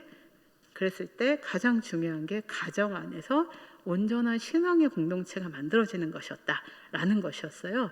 그래서 교회가 가정들이 다 모인 곳이잖아요. 그러니까 결국 가정이 온전하게 회복되면 교회 공동체가 건강해지는 것이고, 교회 공동체의 방향은 우리가 실로아, 우리가 우리 교회만 어떻게 안전지대에 잘 이렇게 이제 잘 살면 돼요. 우리끼리만 잘 살면 문제 없어요. 딴 데 힘들어도 우리는 안 힘들잖아요. 이런 개토가 아니라 사실은 우리가 우리 교회는 뭐지?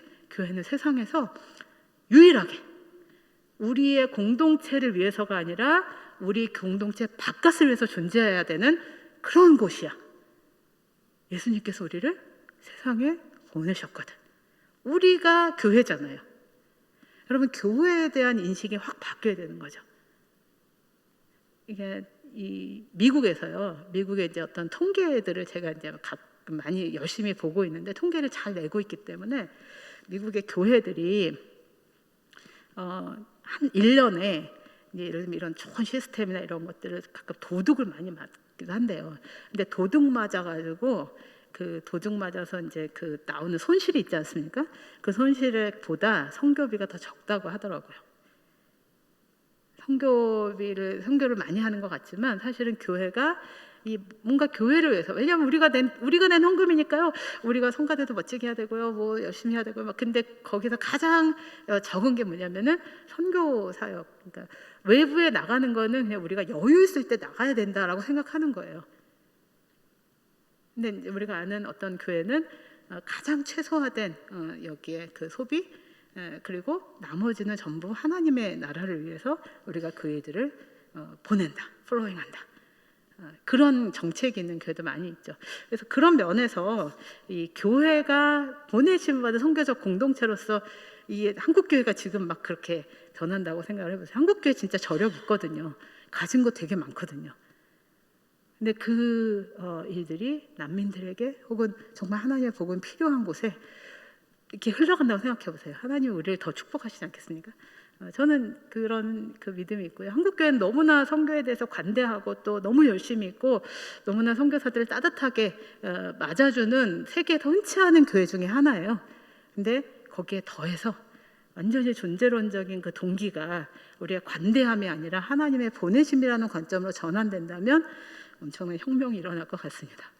그렇게 되면 우리가 이제 함께 그 역할들을 잘 감당하겠죠. 그 일들은 뭐 공동체적 책무를 감당하는 선교단체, 이거는 선교단체들이 굉장히 중요한 이슈가 되고요.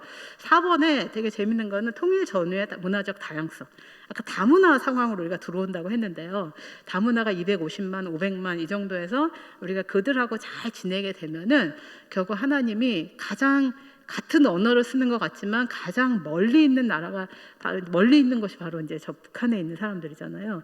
우리가 그들과 어떤 형태로든지 이제 만나게 되는 건강한 정말 이렇게 큰 충돌이 없이, 충돌은 정말 비극이거든요. 그런 가운데 그 다리를 놓아가는 우리가 그런 다문화적 상황.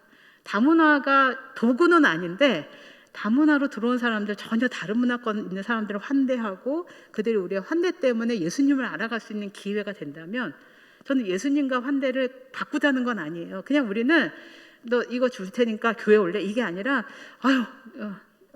우리나라에 와서 힘든 거 없으세요? 그러면 이제 친절하게 대하는 거예요. 그래서 그러면서 그들이 뭐 교회 안 와도 괜찮아요. 그런 가운데 우리가 자리를 놓고 저 사람 왜 나한테 친절하게 해주시? 딴 사람들은 나를 자꾸 배격하는데 뭐가 차이가 나겠습니까? 예, 그런 문화적인 어떤 우리 화해의 다리가 되면 나중에 같은 언어를 쓰는데도 전혀 다른 사람들을 만날 수 있는 어떤 가교가 되지 않겠는가, 이런 전망을 하고 있다는 거죠. 그리고 공공회장, 삶과 변혁으로서의 부분, 이 부분은 지금 여기서 한번 보겠습니다. 이 한국교회의 미래를 여러 가지 이슈로 봤는데 크게 세 가지로 정리가 되더라고요. 하나는 선교의 보편성, 두 번째는 공공성, 세 번째는 총체성인데 말이 좀 어렵잖아요. 쉽게 말하면 이겁니다. 선교는 특정한 사람들의 영역이 아니라 모두의 영역이다. 모두가 부르심을 받았다. 모든 사람은 하나님 나라의 선교를 해서 각각의 역할이 있다. 이게 선교의 보편성이라는 거예요. 여기에 계신 모든 분들이 다 그런 역할을 하고 계시고 해야 된다는 겁니다. 하나님 명령이에요. 두 번째는 그 모든 역할을 하려고 다 보니까 내가 살아가고 있는 모든 장소가 다 하나님이 보내신 곳이라는 거예요. 그게 바로 선교의 공공성이라는 거예요. 모든 장소, 직업적 또 혹은 내가 그 가정, 그 지역사회, 우리 아파트에서 사는 사람들 뭐 다 그렇게 만나는 사람들이 나를 통해서 뭔가 그 복음의 접촉점을 누려야 하는 그런 공공성이 있다는 거예요. 내가 밟는 모든 땅, 날마다 숨쉬는 순간마다, 우리가 그렇게 찬양했잖아요. 날마다 숨쉬는 순간마다 내가 하나님의 얼굴을 보고 하나님을 드러내게 되네?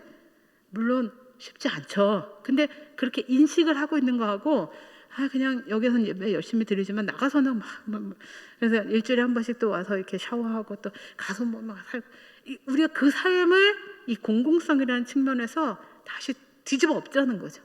이게 각성입니다. 그러니까 내가 각성을 하니까 내가 가서 함부로 살 수가 없는 거예요. 저 사람 교회 다니는 사람이라면서 지금 교회가 어떻게 돼요? 오해든 오해가 아니든 우리가 할 말이 없는 상황들이 되게 많잖아요. 세상에서 교회를 굉장히 비난하거든요. 그리고 우리는 안 그런데요. 그렇게 할 수는 없어요. 우리의 한 교회가 우리 교회는 아니어도 다 한 몸이기 때문에 우리는 그걸 안아야 되거든요. 교회는 이제 순결하지도 않고 지혜롭지도 않아. 비둘기처럼 순결하고 뱀처럼 지혜로우라고 하셨는데 이제 그 말을 어떻게 할 수가 없는 거예요. 그거를 우리가 바꿀 수 있는 것이 바로 선교의 총체적인 삶이라는 겁니다. 내가 살고 있는 곳에서 주의 복음의 그 복음을 내가 예수 믿으세요 이 전하라는 게 아니라 예수 믿는 사람이 저렇게 사네? 예수 믿는 사람이 저렇게 사네? 이걸 바꿔버려야 되는 그 시간에 우리가 지금 그 도전에 어느 때보다도 강하게 도전을 받고 있는 거예요. 그래서 이것을 좀 이렇게 표현해봤습니다. 이제는 선교 열심히 갑니다. 단기 선교 열심히 갑니다. 이런 doing의 문제가 아니라 내가 누구인가라는 being의 문제. 나는 정말 하나님께서 택하신 족속이고 왕 같은 제사장이고 근데 나 왜 거지같이 살았지? 이걸 깨달아야 되는 거죠. 그리고 하나님의 아름다운 빛을 드러내야 되는데 내가 막 이상한 그 행동으로 빛을 가려버리는 일들을 우리가 내가 이렇게 살았네? 이게 그게 아니었네? 왜 내가 하면은 혐오가 일어나지? 이런 것들을 우리가 돌아봐야 되는 그런 시대가 있는 겁니다. 근데 그래서 돌아보고 막 그 성찰만 한다고 해서 우리가 되는 게 아니에요. 하나님은 우리를 산속으로 보내신 게 아니라 우리를 어디로 보내셨어요? 세상으로 보내셨거든요. 그래서 내가 존재론적으로 늘 성찰하면서도 세상에서 온전하게 살아가는 일. 그래서 being과 doing이 지금 사실 굉장히 연관관계가 있어요. 열심히 사는 것이 존재론적으로 내가 보내심을 받았다는 것을 늘 각성하면서 사는 것과 그냥 열심으로만 사는 거하고는 되게 다르지 않습니까? 그것이 지금 우리에게 주어진 굉장히 큰 도전이었다는 거예요. 왜 그래야 하는가? 우리가 하나님 백성이라고 그랬잖아요. 그리고 하나님의 백성으로서 굉장히 우리가 중요하게 이걸 하면서도 어렵잖아요. 어렵기도 하고 막 하기 싫기도 하고 막 실패하기도 하고 갈등이 일어나기도 하고 근데 거기에서 우리를 잡아주는 것이 바로 예수 그리스도의 유일성입니다. 다른 이름은 없다. 왜 당신들만 진리가 있다고 얘기하냐 이런 얘기를 들어도 우리가 그들 안에 이 복음 다른 이로서는 구원을 얻을 수 없나니 천하 인간의 구원을 얻을 만한 다른 이름을 우리에게 주신 일이 없다. 예수는 길이요 진리요 생명이니 유일하신 그 길 내가 손가락질을 받아도 그 예수 그리스도에 대한 유일성이 내가 이 일들을 하게 하는 가장 강력한 근원이고 타협할 수 없는 그 하나님 앞에서의 우리의 충성이라는 거죠. 하나님을 바라보고 우리가 정말 감옥에 갇혔어도 예배하는 삶, 이게 진정한 우리의 주인으로 모시는 그런 태도가 아니겠습니까? 이제 근데 하물며 우리는 감옥에 갇히지도 않았어요. 근데 여기에서 우리가 더 절박하게 그 주의 그 주되심, 또 진리되심, 이 부분을 드러내는 겁니다. 여러분들이 이 질문을 하시면 돼요. 나는 왜 예수를 믿는가? 여러분들 왜 예수를 믿습니까? 왜 이 자리에 계십니까? 어떤 대학생들한테 제가 질문했어요. 왜 예수님을 믿지? 예수님이 좋아서요. 저는 원래 우리 식구들은 다 교회 다녔는데요. 이렇게 대답할 수 있어요. 근데 우리가 예수를 믿는 가장 중요한 이유는요, 그분이 진리이시기 때문이에요. 그 진리 되신 그 예수님 안에서 우리가 당해야 하는 고난들, 우리가 기꺼이 우리를 드려야 하는 것이 희생으로 여겨지는 게 아니라 특권으로 여겨지는 거죠. 그게 바로 예수 그리스도 안에 있는 그 진리 되심을 믿는, 타협하지 않는, 그러나 그들의 공존을 인정하는, 그래서 그들이 나를 통해서 예수를 알게 하는 일에 모든 방법들이 우리의 하나님이 주신 지혜로 말미암아서 진행되는 일. 이거 살아낸 사람들이 있어요. 누군지 아시죠? 네. 초대교회 사람들은, 우리가 요즘 초대교회 막 이런 많이 얘기하는데, 초대교회는 성경책이 없었잖아요. 근데 구전을 통해서 계속 말씀이 나누어졌고, 또 모든 지금의 핍박은 말할 것도 없는 그런 핍박들 속에서도 그들이 되게 이상한데 매력적인 사람들이었대요. 왜 이상하다는 말을 들었냐면, 이들이 성찬을 나누는 게 예수님의 살과 피를 기념하여, 그러니까 이 사람들이 시기 난다 하고 이제 막 오해를 많이 받았죠. 그래서 특히 고아들 막 데려다가 또 버려진 영아, 그러니까 여자 아이들이 되게 많이 로마 시대에 버려졌는데, 그 아이들 막 데려다가 키우고, 근데 얘네들 데려가면서 얘네를 잡아먹는다, 막 이런 이상한 소문도 이제 막 그 사람들이 퍼뜨려기도 하고, 막 그런 소문이 있었던, 이제 그런 그 소문 가운데서도 되게 저 사람들 매력적이네, 되게 모순되지 않습니까? 되게 이상한 소문을 내가 들었어. 쟤네 시긴 한데, 근데 쟤네는 진짜 뭔가 잘 사는 것 같아. 어떻게 그렇게 살았을까요? 이 사람들은요, 위대한 것을 말하지 않았어요. 이것은 위대해라고 막, 그러니까 이 초대교회 전도 캠페인이 있었다는 얘기 들어보셨습니까? 없었어요. 근데 그렇게 살아냈죠. 저 사람들 뭔가 이상한데 매력적이야. 나 쟤네 모임에 한번 가보고 싶어. 이게 저는 이 다른 이름은 없이 예수 그리스도를 믿는 사람들이 얼마나 사회 변혁에, 사회를 막 가서 막 피켓이 안 하고 막 가가지고 막 싸우지 않아도 충분히 그 사회를 그 로마라는 거대한 지역으로 변혁시킬 수 있는 그러한 그 힘을 가졌다고 생각합니다. 최근에 제가 본 바에 퓨 리서치라는 어떤 미국의 조사기관이죠. 거기서 한국 사회에 대해서 얘기를 할 때, 한국은 정치 갈등 지수가 90이래요. 100 중에 90. 굉장히 높다고 합니다. 정치가 서로 뭐 지지한 정당, 지금 특히 막 그런 게 있잖아요. 막 정치한 정당이 다르면 절대 타협하지 않고 막 서로 막 그 비난하고 막 이런 일이 거의 미국에서 의사당에 막 총 들고 난입한 그 정도의 지수하고 같다고 합니다. 두 번째 지수가 뭔지 아세요? 그거는 미국보다 더 높았는데 종교 갈등이래요. 제가 저희 어머님한테 어제 말씀드렸더니 저희 어머님이 우리나라가 종교 갈등이 없는 것 같은데 막 이런 얘기를 했지만, 사실은 그 배타적인 그런 일들이죠. 종교 갈등 지수가 67%라고 합니다. 세계에서 1위예요. 그 퓨 리서치에서 조사한 국가 중에 1위였습니다. 여기에 교회가 어떤 입장으로 서게 될 것인가? 굉장히 저는 큰 과제가 있는 그런 시대를 우리가 살아가고 있어요. 그래서 저희가 이 위대한 것을 말하는 게 아니라 위대한 것을 어떻게 살아낼 거냐. 이게 선교의 가장 출발이고 가장 파워풀한 선교적인 삶이고, 이 파워풀한 선교적인 삶이 이어질 때 우리가 이 복음을 알지 못하는 사람들에게 나아간 사람들이 거침없이 나갈 수 있는 힘이 생기는 거죠. 선교는 제가 헌신했어요. 저 여권 들고 저쪽에서 나갈 거예요. 이렇게 해서 일어나는 게 아니거든요. 이전에는 그런 열정도 우리가 막 추진되는 시대가 있었지만, 지금은 이제 그 플러스 알파 더 깊이 있는 그 공동체적 연대와 공동체적 검증과 이런 걸 통해서 진짜 가서 제대로 할 수 있는 그런 어떤 성숙의 시기로 우리가 들어가고 있어요. 그래서 굉장히 중요한 게 이렇게 라이프 에즈 미션이라는 키워드입니다. 여러분들이 삶에서 하나님의 선교, 실러 아우의 삶을 살아내지 못하면 우리가 선교 사역을 감당할 수가 없어요. 선교사로 보낼 수가 없고 선교사로 갈 수가 없다는 거죠. 선교는 그냥 가면 안 돼요.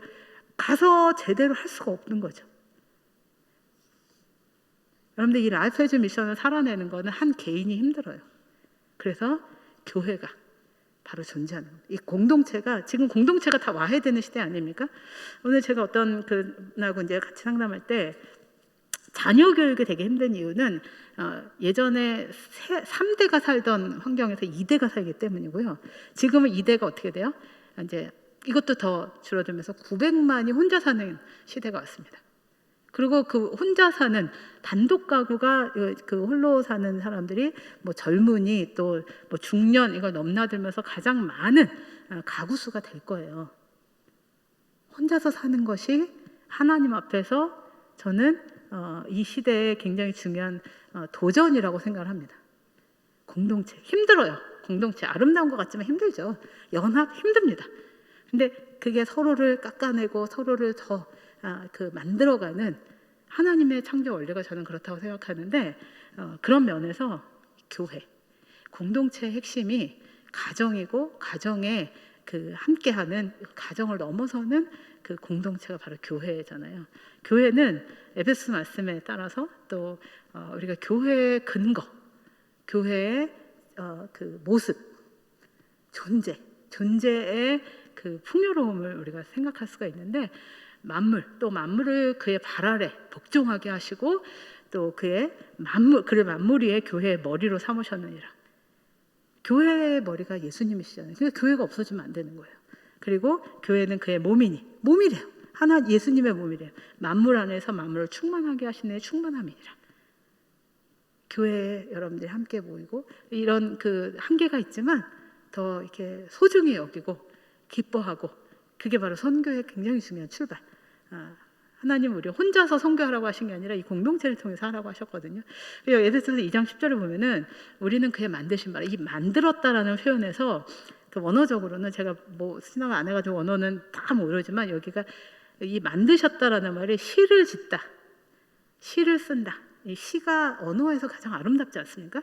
아름다운 표현을 이게 시적 표현 뭐 이런 얘기 하는데 이 시를 짓는 그 단어를 썼다고 그래요.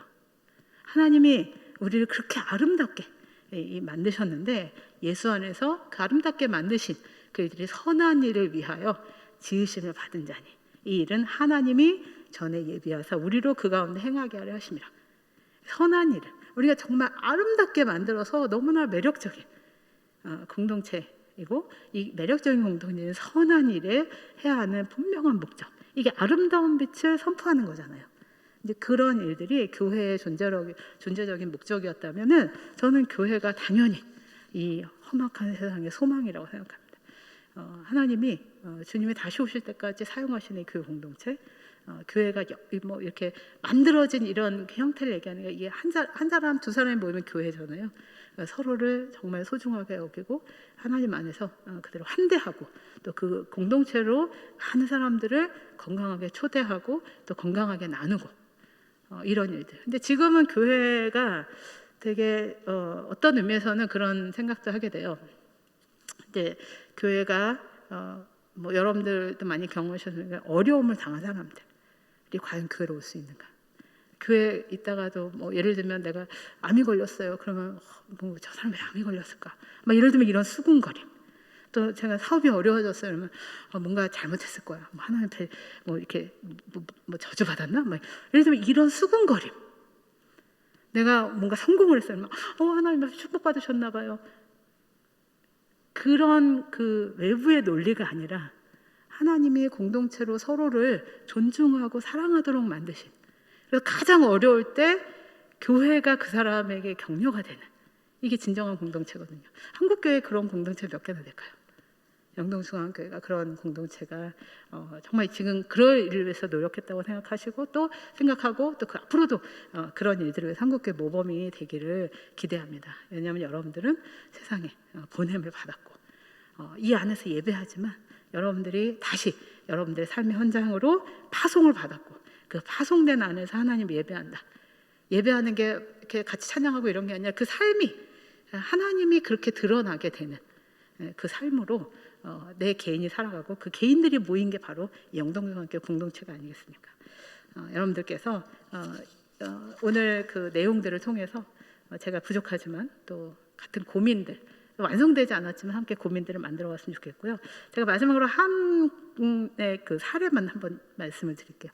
어떤 친구가 쓴 글이에요. 쓴 글인데 이 글을 한번 읽어드릴게요. 나는 여러분들 BTS라고 아시죠? 되게 유명한 그 세계적인 그룹이라고 하는데 BTS가 날 너무 행복하게 해줘서 그들을 사랑했고 그들에게 보답하고 싶어서 그들의 생각을 알고 싶었고 그들을 따라 뭔가를 찾다 보니까 살다가 보니까 어느새 나는 거대 매체와 싸우고 있었고 일본의 국수주의하고 싸우고 있었고 혐오와 차별과 싸우고 있더라. 여러분들 한 그 아티스트 그룹을 그 그룹이 얘기했던 그 음악을 들었던 어떤 이거 외국인이 쓴 거예요. 그러면 이걸 우리가 어떻게 봐야 할까요? 저는 그래서 이걸 이렇게 패러디해봤습니다. 나는 하나님이 날 너무 행복하게 해줘서 하나님을 사랑했어. 난 그래서 하나님의 뜻을 알고 싶었고 어느새 하나님이 바라보시는 것을 나도 보고 싶었고 하나님의 마음이 머무는 곳에 내 마음을 쏟고 싶었고 하나님이 기뻐하시는 삶을 내가 보여주고 싶었고 내가 만나는 사람들에게 그런 삶의 아름다움을 나누고 싶었어. 그리고 함께 누리고 싶은 마음으로 지금도 살고 있더라. 이런 고백들이 여러분들과 제가 함께 평생 동안 하나님 주님 앞에 갈 때까지 또 주님 오실 때까지 같이 고백했으면 좋겠습니다. 네, 다 함께 제가 3가지 기도를 여러분들과 함께 나누고 싶은데요. 첫 번째는 세상의 변화를 허락하신 하나님, 전능하신 하나님의 역사를 바라보고 기대하고 순종하는 삶을 살게 해주세요. 눌리지 않게 해주세요. 그걸 더 하나님의 눈으로 바라보게 해주세요. 이렇게 기도했으면 좋겠고요. 두 번째는 기후변화, 또 인종차별, 난민 이런 다양한 종교의 발음과 긴장 이런 세상의 흐름 속에서 우리가 보다 능동적으로 제가 이해할 수 있으면 좋겠어요. 그래서 이것을 하나님의 정의와 평화를 알리는 교회의 사명으로 교회의 일원으로 이 사명을 잘 감당하는 나와 우리 영동중앙교회 공동체가 됐으면 좋겠어요. 하나님 우리 그렇게 사용해 주세요. 이렇게 기도했으면 좋겠고요. 마지막으로 하나님이 저를 보내신 곳 그곳에서 선교적 사명을 온전히 감당하게 해주세요. 그래서 내가 내 주변에 있는 소외된 곳 세상에서 내 삶을 드릴 뿐만 아니라 그렇게 전임으로 그렇게 살아가는 저 이방 땅의 선교사님들 이분들과의 동역을 정말 가능하면 더 깊게 생각하게 해주시고 할 수 있다면 감당하게 해주세요. 또 우리 영동중앙교회 공동체가 이 사명을 온전히 감당하면서 하나님이 기뻐하시는 하나님의 기쁨을 위해서 우리가 일들을 제가 했으면 좋겠어요. 우리 공동체가 했으면 좋겠어요. 함께 여러분들 이렇게 잘 기억이 안 나시면 눈 뜨고 이거 보시면서 기도하셔도 돼요. 쭉 읽으시면서 또 하나님 안에서 이렇게 눈을 감고 기도하셔도 되고 눈 뜨고 이거 보시면서 기도하셔도 됩니다. 함께 기도하겠습니다.